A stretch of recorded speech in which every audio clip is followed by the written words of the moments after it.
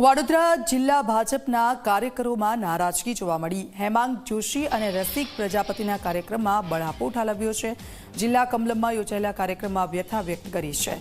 આલમગીરી ગામના પીઢ કાર્યકર બિપિન પટેલે સવાલો ઉઠાવ્યા છે। જૂના કાર્યકરોની અવગણના થતી હોવાની રજૂઆત કરી છે। એક જ વ્યક્તિને 2 હોદ્દા મળશે તો અન્ય કાર્યકરો શું કરશે?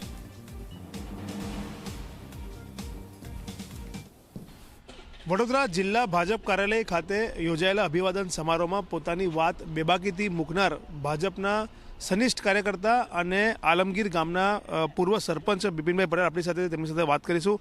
બિપિનભાઈ, જે રીતના દરેક કાર્યકર્તાઓની અંદર ગણગણાટ તો હોતો હોય છે, પરંતુ તમે તો ખુલીને અભિવાદન સમારોહ પોતાની વાત મૂકી છે કે ભાઈ એક વ્યક્તિને 2 હોદ્દા આપવામાં આવ્યા છે અને પણ મોટા હોદ્દા આપવામાં આવ્યા છે। શું કહેશો, શું લાગણી, શું માંગણી તમે વ્યક્ત કરી?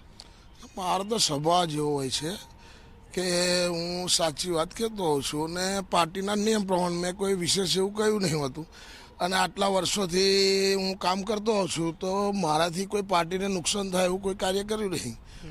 બીજું કે જે નિયમ હતા એ નિયમના અનુસાર મેં વાત કરી હતી, બીજું કંઈ નહીં। એટલે શું લાગણી વ્યક્ત કરી હતી? લાગણી એટલી જ કે ભાઈ હવે તમને પાર્ટી આટલું મોટું સંસદ પદ આપ્યું હોય તો યુવા મોરચાનું પદ છે, હવે એક ગુજરાત લેવલનું છે એટલે બહુ મોટી જવાબદારી છે।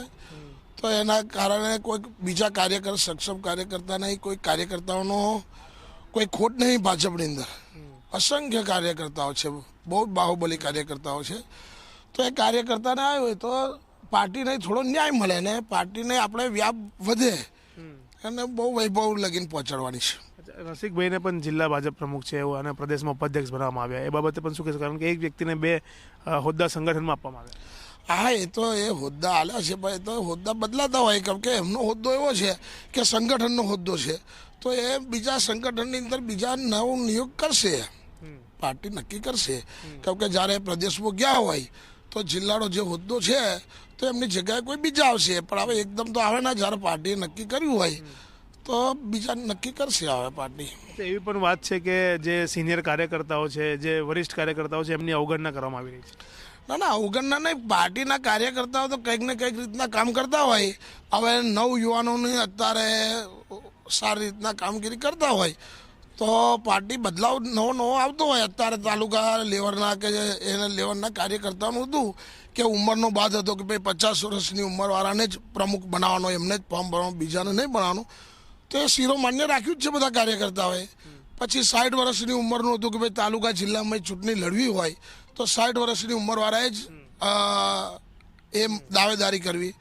તો એ બધું પાર્ટી જેમ જેમ ઉપરથી આદેશ ચાલતી હોય, નિયમો બદલતી હોય, એ પ્રમાણે ચાલતું જ હોય છે અને કાર્યકર્તાઓ એને સ્વીકારતા હોય છે। અવગણના થઈ રહી છે સિનિયર કાર્યકર્તાઓની?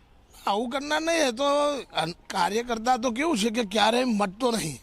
કાર્યકર્તા એની ક્ષમતા પ્રમાણમાં કંઈક ને કંઈક કામગીરી કરતો જ હોય છે, યોગદાન આપતો જ હોય છે।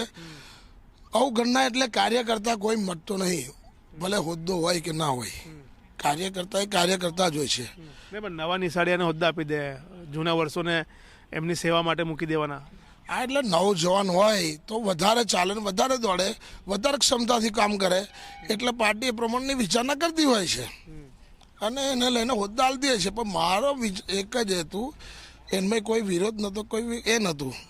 આની અંદર એટલું જ હતું કે ભાઈ તમે કોઈ બીજા કાર્યકર્તાને ચાન્સ આપો, જેથી કરીને કાર્યકર્તાનો ભાજપની અંદર કોઈ કમી નહીં। ઘણા અસંખ્ય કાર્યકર્તાઓ છે કે કોઈ પાર્ટી પાસે આટલા કાર્યકર્તા નથી। બિલકુલ। તો જે રીતના બિપિનભાઈ પટેલ કે જે પૂર્વ સરપંચ છે આલમગીરના અને ભાજપના ખૂબ જ સનિષ્ઠ કાર્યકર્તા છે, તેમની એક જ માંગણી છે પાર્ટી પાસે કે કોઈ બીજા વ્યક્તિને હોદ્દો આપવામાં આવે, એક જ વ્યક્તિને 2 હોદ્દા આપવામાં ના આવે, કારણ કે તેના કાર્યક્ષમતા પર તેની અસર થાય અને જો બીજા કાર્યકર્તાને હોદ્દો આપવામાં આવે તો તે સારી રીતના તેની જવાબદારી નિભાવી શકે છે। ત્યારે જોવું રહ્યું કે સનિષ્ઠ કાર્યકર્તાની રજૂઆત બાદ પાર્ટી કયા પ્રકારના એક્શન લે છે।